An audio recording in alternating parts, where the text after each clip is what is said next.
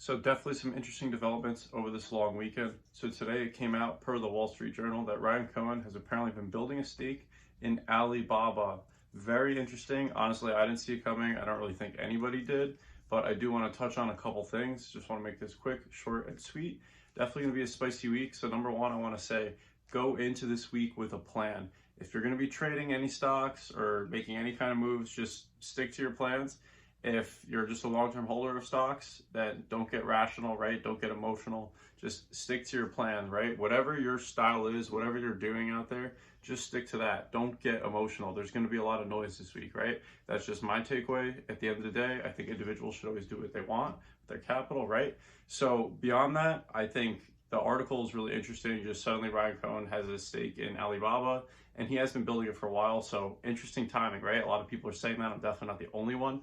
But beyond that, we're going to need more due diligence in terms of why did Ryan Cohen do this? A while back, he did tweet something along the lines of like, oh, I love China, or I forgot exactly what it is.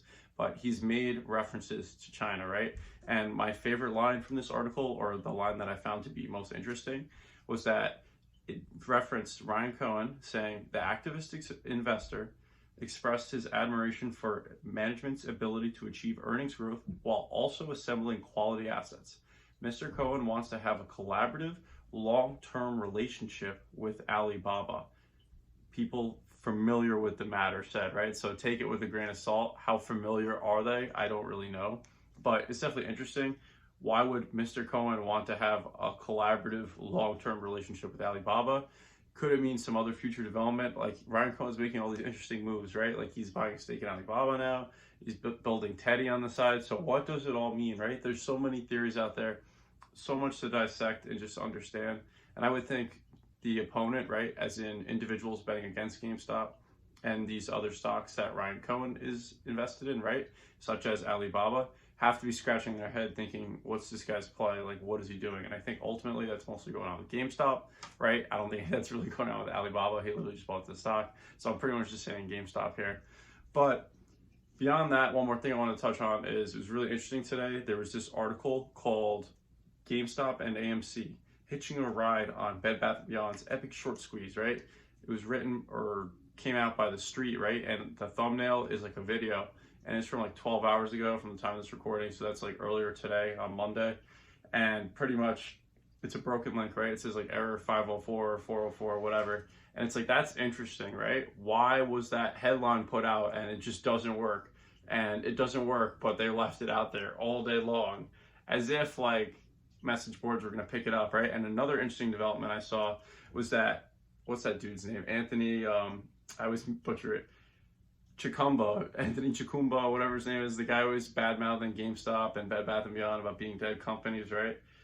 There's an article today of him coming out basically saying, or like a video rather, like, oh yeah, you know, if you invest in Bed Bath & Beyond, like you're a clown, you're an idiot, this and that. Like basically just talking down on people who invest in it and the need for financial literacy because of people that invest in Bed Bath & Beyond. And it's just interesting, right? Again, interesting timing right before the week starts, right? In a time period where it seems like a lot of options are expiring for GameStop, all these other stocks come into the fray, right? All this other information, all this noise out there, right? So again, I'm just speculating here. I think there's just a lot going on. And for that reason, I think we're seeing a lot of noise being put out there, especially Monday.